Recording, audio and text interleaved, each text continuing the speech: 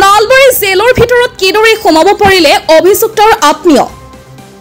নলবাৰী কাৰাগাৰত জেলৰ জ্যোতিপ্ৰসাদ শৰ্মাই সংঘটিত কৰা ভয়াৱহ দুৰ্নীতি লুণ্ঠনৰ কথা এপত এপত কৈ আহিছে পোহৰলৈ। এফালৰ পৰা মুখ খুলিবলৈ আৰম্ভ কৰিছে জেললৈ যোৱা একাংশ লোকে। তেখেতে তাৰমানে গুণ্ডাগিৰি কৰি ইমান পইচা লুটমাৰ কৰিছে। আনকি মোৰ পৰা মই এটা অভিযুক্ত মোৰ পৰা লৈছে তেনেকে গোটেই পাঞ্জাৱীৰ পৰা লৈছে আৰু নাগা মণিপুৰৰ দুজন পাৰ্টি আছিল সিহঁতৰ পৰা লৈছে। মানে এনেকুৱা গুণ্ডাগিৰি অত্যাচাৰ কৰিছে কৰিলে পইচা লৈছে। তাৰপিছত তাত গাঞ্জা তাৰপিছত আপোনাৰ এই অবৈধ চিগাৰেট বিড়ি চিগাৰ চব মানে তেখেতৰ নেতৃত্বত মানে তাতে মানে সেইখন বিজনেছ চলি আছে। এক নম্বৰ কথা তেখেতৰ নেতৃত্বত, নহলে মই আপোনাক কৈছো গেটখন কেনেকে পাছ হয়। নলবাৰী জিলা কাৰাগাৰত যোগদান কৰাৰ পিছৰে পৰা ভয়াৱহ দুৰ্নীতি সংঘটিত কৰাৰ অভিযোগ আহিছে জেলৰ জ্যোতিপ্ৰসাদ শৰ্মাৰ বিৰুদ্ধে। যোগদানৰ পিছৰে পৰা জেলৰ গৰাকীয়ে জেলৰ ভিতৰত চলোৱা সিন্ডিকেট ৰাজৰ অভিযোগ আনিছে বিভিন্নজনে। আপোনাৰ এই যে হাজতবিলাক যে মানুহ মাতে যে পৈদিৰ দৰে মাতিলে কি কয় এনে কয় যে আপুনি 1000 টকাৰ তলত গেটত কৈ দিয়ে 1000 টকাৰ ভিতৰত সোমাব নোৱাৰিব, 1000 সোমাব নোৱাৰিব। কোনোবা যদি 1000 টকা সোমাই দিয়ে যিজনে মানুহ মাতে তেওঁক আৰু সপ্তাহ চিষ্টেমত লয়, তেওঁৰ পৰা 5000 টকা লয়। জেলাৰে লয় সেইটো জেলাৰ জ্যোতিপ্ৰসাদ শৰ্মা। আজি নম্বৰ এজনে মানুহ মাতি আছিলে, বহুত দিন মাতিলে তেওঁ 3000 কৰি দিছিলে। নলবাৰী জিলা কাৰাগাৰৰ ভিতৰত জেলৰ জ্যোতিপ্ৰসাদ শৰ্মাই কিহৰ সিন্ডিকেট চলাই সেই কথা নিশ্চয় কৰি দেখি অহা সকলে দিয়া বৰ্ণনা শুনিলে চকু কপালত উঠিব আপোনাৰ। তেখেতৰ নেতৃত্বত তেখেতে সোমাই আছে, তাৰে কমিশ্যন পাই আছে। ইয়াৰ আনকি মই আপোনাক মানে ইভেন এটা কথা কৈ আছো আপোনাক, মানে যে মানুহ যি মাতিব যে মাতে যে লগ কৰিব গ'লে মই আপোনাৰ নামটো দিলো যে অমুকক মই লগ কৰিব আহিছো, সেই যে মই আপোনাক লগ কৰিম তাৰো কমিশ্যন খাই 10%। তাৰেও কমিশ্যন খাই। তাৰমানে যদি আপোনাক যদি মই 500 টকা দিছো তাক 50 টকা তাক দিব লাগিব আৰু 50 টকা যিজন মাতিব তাক দিব লাগিব। তাৰমানে 20% তাতে খৰচা গেটত।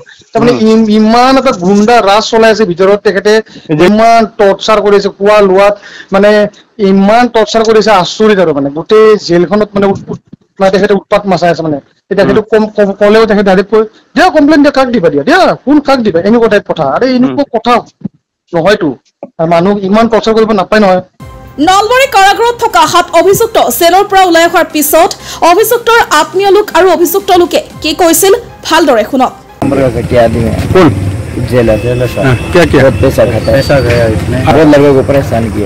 बहुत लिया, गिनती भी नहीं है।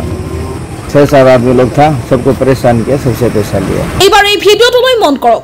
নলবাৰী কাৰাগাৰত থকা 7 গৰাকী ৰাজস্থানী অভিযুক্তক জেলৰ পৰা নিবলৈ আহি প্ৰথমে গৈছিল জেলৰ ভিতৰলৈ। কোনো কাৰণতে জেলৰ ভিতৰত সাধাৰণ লোকৰ সোমোৱাটো নিষিদ্ধ। তেনেস্থলত ৰাজস্থানী 7 অভিযুক্তক জেলৰ পৰা উলিয়াই দিয়াৰ পূৰ্বে 2 আত্মীয়ক সোমাবলৈ দিয়া হৈছিল জেলৰ ভিতৰত। জেলৰ পৰা ওলাই আহি আত্মীয় লোকে ধন দিয়াৰ কথা ব্যক্ত কৰিছিল কেমেৰাৰ সন্মুখত। पैसा लिया है असिस्टेंट जेलर का, उसने भी पैसा लिया है। वो हमें नहीं बताया जाता था, लेकिन हमारे घर वालों को बुलाया जाता था, उनको बोला जाता था और हमें अंदर परेशान किया। নিজকে ধোৱা তুলসীৰ পাত সজাব বিচৰা জেলৰ জ্যোতিপ্ৰসাদ শৰ্মাই কিহৰ কাৰণত 7 গৰাকী ৰাজস্থানী অভিযুক্তৰ আত্মীয়ক জেলৰ ভিতৰলৈ মাতি নিছিল সেয়া নকলেও বুজিব। অন্যহাতে কোনো এক গোচৰত নলবাৰী জিলা কাৰাগাৰৰ আলহী হোৱা আন এগৰাকী কয়েদীয়ে এইবাৰ মুখ খুলিছে জেলৰ জ্যোতিপ্ৰসাদ শৰ্মাৰ বিৰুদ্ধে। সুদীৰ্ঘ বছৰে তেওঁ জিলা কাৰাগাৰত আছিল কয়েদী হিচাপে। তেওঁ জেলৰ ভিতৰত চলাই আহিছিল এখন দোকান। জ্যোতিপ্ৰসাদ শৰ্মাই নলবাৰীত জেলৰ হিচাপে যোগদান কৰি সলনি কৰিব বিচাৰিলে জেলৰ ভিতৰৰ নিয়ম কানুন। জেলখনত যেনেকৈ চলাই আছো না, আজিলৈ কোনো ক'ব নাই, কোনো বদনাম কৰিব নোৱাৰে। এতিয়া মই যেতিয়া জেলখনত আহোঁ, নলবাৰী জেলখনত এটা ইমেজ এটা বেলেগ আছিলে থাকিলে, সেই ইমেজবিলাকতো এতিয়া কি চেঞ্জ হৈছে জানে নাই? আগতে যি শুনিছিলোঁ মইতো শুনিছিলোঁ গেটত মানুহে দেখা কৰিব আহিলে পইচা লাগে কিবা কৰে। এতিয়া কোনোবা এজন মানুহে ক'ব পাৰিব নেকি এইবিলাক কথা কাৰণে? সুদীৰ্ঘ বছৰে জেলৰ ভিতৰত দোকান চলাই অহা লোকজনক 2 লাখ টকা দাবী কৰাৰ অভিযোগ আনি টকা দিব নোৱাৰাৰ বাবে জেলৰ শৰ্মাই তেওঁৰ পৰা দোকানখন কাঢ়ি লোৱাৰ অভিযোগ আহিল। ভালদৰে শুনক তেওঁৰ মুখেৰে। 2000 চনৰ পৰা 24 বছৰ 4 মাহ 5 মাহ এনেকৈ থাকি আহিলোঁ। মই ভিতৰত কেণ্টিন এখন চলাই আহিছিলোঁ 2007 চনৰ পৰা। তেতিয়াৰ পৰা বহুত চুপাৰণ্ডেণ্ট জেলাক পালোঁ, কিন্তু কোনোৱে মোক হাৰেছমেণ্ট দিয়া নাছিলে। আৰু মই বিভাগীয়ভাৱে কেণ্টিনৰ যিটো লাভ এটা অংশ পিছত দিব লাগে সেইটো অংশ মই দি থাকোঁ। তাৰপিছত 2023 ডিচেম্বৰ মাহত এই জ্যোতিপ্ৰসাদ শৰ্মা নামৰ এজন জেলাৰ আহিল।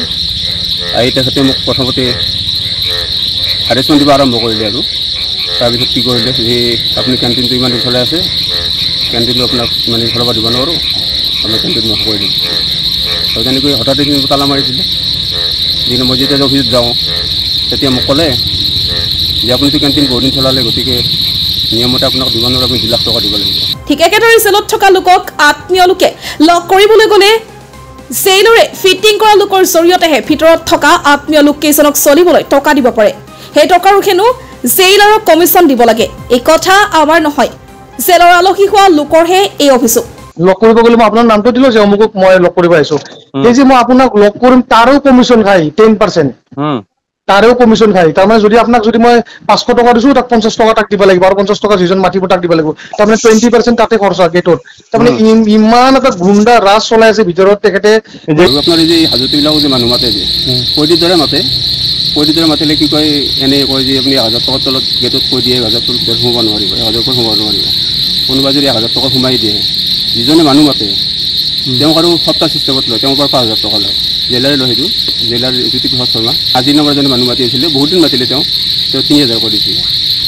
তেওঁ ছুটীত যাওঁতে সেই চান্সতে তাৰমানে বেলেগ এজনৰ পৰা 5000 টকা লৈ কিনে তেওঁক মাতিব দিয়ে। মানুহজনে যাৰ পৰা যিমান কৰি লয় আৰু 20 টকা লয়, 50 টকা লয়, 100 টকা লয়, তাৰমানে 100 দিবই লাগিব তাৰমানে, এনেকুৱা চিষ্টেম। তাৰমানে জেলত থকা পইচাটো তাৰমানে এইটো আসামিটো হাতত প্ৰথমতে নপৰে, গেটৰ চিপাহীত পৰে।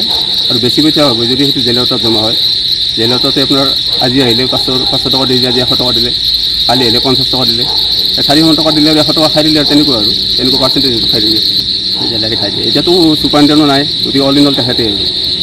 মইতো বহুত বছৰ থাকিলোঁ, কিন্তু তেনেকুৱা চুপাৰিণ্টেণ্ড জেলাৰ এনেকুৱা 100 পোৱা নাছিলোঁ তাৰমানে।